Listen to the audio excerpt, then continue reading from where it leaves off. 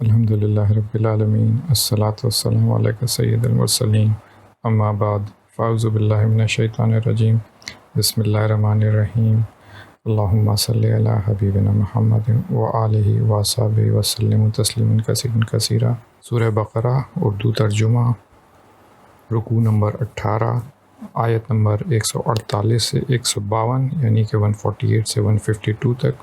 سورہ بقرہ مدنی صورت ہے، اس میں 40 رکوع ہیں اور اس میں 286 آیات ہیں۔ بسم اللہ الرحمن الرحیم۔ آیت نمبر 148۔ اور ہر ایک فرقے کے لیے ایک سمت مقرر ہے جدھر وہ عبادت کے وقت منہ کیا کرتے ہیں، تو تم نیکیوں میں سبقت حاصل کرو۔ تم جہاں رہو گے خدا تم سب کو جمع کر لے گا، بے شک خدا ہر چیز پر قادر ہے۔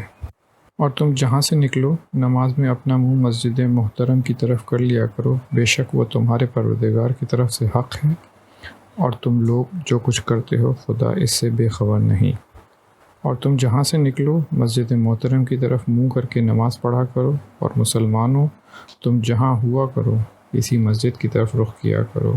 یہ تاکید اس لیے کی گئی ہے کہ لوگ تم کو کسی طرح کا الزام نہ دے سکیں، مگر ان میں سے جو ظالم ہیں وہ الزام دیں تو دیں، سو ان سے مت ڈرنا اور مجھی سے ڈرنا، اور یہ بھی مقصود ہے کہ تم کو اپنی تمام نعمتیں بخشوں، اور یہ بھی کہ تم راہ راست پر چلو۔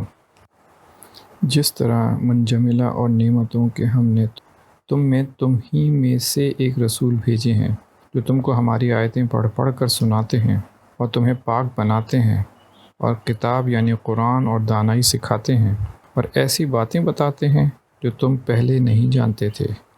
وَيُعَلِّمُكُمْ لَمْ تَكُونُوا تَعْلَمُونَ، پاک کرتے ہیں، یُزَکِّیکُم سکھانے کا ہے ورڈ یعلمکم، حکمت والحکمہ، سو تم مجھے یاد کرو، میں تمہیں یاد کروں گا، اور میرے احسان مانتے رہنا اور ناشکری نہ کرنا۔